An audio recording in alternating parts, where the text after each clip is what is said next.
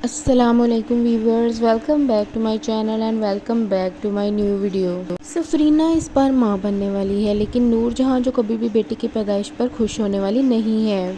दूसरी तरफ नूर बानो के ऊपर नूर अम्मा बहुत ज़्यादा मेहरबान हो चुकी है और मुराद का दिल भी नूर बानो के ऊपर आ चुका है। आने वाली किस्त की मुकम्मल कहानी देखने के लिए मेरे चैनल को सब्सक्राइब करें। आप नेक्स्ट एपिसोड में देखेंगे कि सफ़ीर बिल्कुल अकेला हो चुका है जब से महा उसे अंगूठी वापस करके गई है। उसका दिल चकनाचूर हो चुका है और उसके दिल में ये डर बैठा हुआ है कहीं माँ मेरी इस पर शादी ना करवा दें, कि वो तो कभी भी सुंबल के करीब नहीं होने वाला। इधर माँ ने फैसला किया था कि वो सफ़ीर के लिए नाश्ता तैयार करेगी और अपनी नई नवेली दुल्हन को अपने हाथ का बना हुआ खाना खिलाएगी। कोई मुलाजिम घर में नहीं रखा हुआ। खाना अच्छे तरीके से तैयार करने के बाद टेबल नूरजहां सजा लेती है। सब घर वालों को नाश्ता करवाती है, जिस पर हुनैद बोल ही पड़ता है। वो अपनी माँ की तारीफ करता है और कहता है मेरी माँ जैसी सास किस्मत वालों को मिलती है। बहू का ख्याल रखने के लिए पूरा लाइफस्टाइल ही बदल डाला, जिन्होंने कभी ज़िंदगी में कोई काम नहीं किया। आज देखो तो सारे घर वालों के लिए खाना तैयार किया हुआ है। दूसरी तरफ जानिब सफरीना प्रेग्नेंट हो चुके हैं और अपने आप को शीशे में देखकर बहुत ज़्यादा खुश होती है कि मैं इस घर को इस पर वारिस देने वाली हूँ।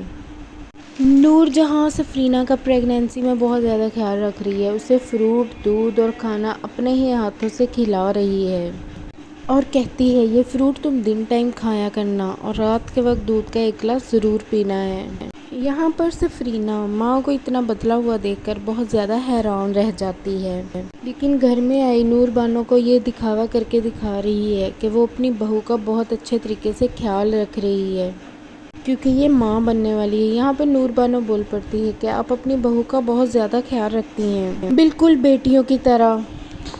सफरीना ये बात सुनकर आखिर हकीकत तो जानती ही है नूरजहां की। सफरीना दिल में सोच रही होती है कि नूर माँ कभी भी मेरा ख्याल ना रखती, सिर्फ़ और सिर्फ अपने बेटे की वजह से मेरा ख्याल रख रही है, वरना वो तो किसी का ख्याल रखने वाली औरत है ही नहीं। यहाँ पर सफरीना माँ के लिए जूस लेकर आती है और वो चिल्ला पड़ती है जूस और सिर्फ जूस। वहाँ पर सुंबल भी मौजूद खड़ी देख रही होती है। इतनी देर में हुनैद पहुँच जाता है। हुनैद कहता है अगर अम्मा नाश्ता बनाने का कह रही हैं तो जाओ नाश्ता तैयार करवा दो। तुम मम्मी के सामने खामोश रहो, तुम्हें बहस की कोई ज़रूरत नहीं है। वो उसे कहता है जाओ खामोशी के साथ नाश्ता बनाओ जाके। यहाँ पर खामोशी के साथ सफरीना नाश्ता तैयार कर देगी। सुंबल को ये बात बिल्कुल भी अच्छी नहीं लगती। सुंबल अपने कमरे में खड़ी सोच रही होती है कि माँ जी कैसा बिहेवियर है, और उधर सुंबल माँ जी के पास जब सुबह मुलाकात करने के लिए जाती है, नूर अम्मा बोल पड़ती हैं कि किस्मत ने तुम्हें इस घर की बहू बना दिया है, अब तुम्हारा काम है यहाँ पे टिके रहना। कुदरत आपको मौका दे सकती है, हाथ से पकड़ के कभी सिखा नहीं सकती। यहाँ पर सुंबल माँ जी के पास आती है और वो कहती है तुम अपना सामान तैयार कर लो, पैकिंग कर लो। वो कहती है क्यों, मैंने आपको जितना कहा है यही करो। यही बात सुनने के बाद सुंबल यहाँ से चली जाती है। वो पैकिंग करनी शुरू कर देती है और इस बात में परेशान होती है कि कहीं माँ जी को मेरी कोई बात बुरी तो नहीं लगी जो ये मुझे पैकिंग करवा के घर से बाहर निकालने वाले हैं। वहाँ पर सफ़ीर जब घर आता है तो उससे कहती है कि तुम भी अच्छे तरीके से तैयार हो जाए, इसकी मैंने पैकिंग करवा दी है और इसे इसके घर छोड़ा है ताकि ये अपने चचा के साथ और चची के साथ सही तरीके से मुलाकात कर ले और रेस्ट भी कर ले। सुंबल जिसे इतना बड़ा ससुराल मिल गया है, वो ये सोच रही है कि वो कभी इस घर में कुछ ऐसा नहीं करेगी जिस पर उस पर परेशानी आए या इसकी वजह से इस घर में कोई लड़ाई हो। दूसरी तरफ मुराद इस बार पहुंच ही गया अपनी माँ के उस बिजनेस रूम में, जहाँ पर उसने अपनी बहू के लिए एक बहुत अच्छे तरीके से अपने हाथों से रिंग बनाई होती है।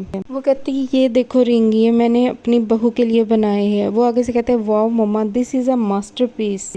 कहता है कि रिंग बहुत प्यारी बनी है। वो कहती है जिसके लिए मैंने बनाई है वो भी एक मास्टरपीस ही है। बात सुनकर मुराद हक्का बक्का रह जाता है। वो कहता है कौन है ये। वो कहती है वक्त आने पर तुम्हें सब बता दूंगी। माँ जी ने इस बार फैसला कर लिया है कि नूर बानो को ही इस बार बहू बुलाएंगी। उसके साथ इतना मीठा बोलती हैं, उसके सामने मीठी छुरी बन जाती है। नूर बानो के साथ इतना मीठापन सिर्फ और सिर्फ उसे अपने काबू करने के लिए है। यहाँ पर जब वो उसके रूम में आई होती है तो वही रिंग इसको पहना देती है, कहती है ये रिंग पहना कर कि ये रिंग मैंने अपने हाथों से बनाई। ये बात सुनकर नूर बानो बहुत ज़्यादा खुश हो जाती है। नूर बानो उसके बहुत ज़्यादा तारीफ़ करती है, उसे गले लगा ले, लेकिन नूर बानो के बाबा ये नहीं चाहते कि नूर बानो नूरजहां के घर जाए।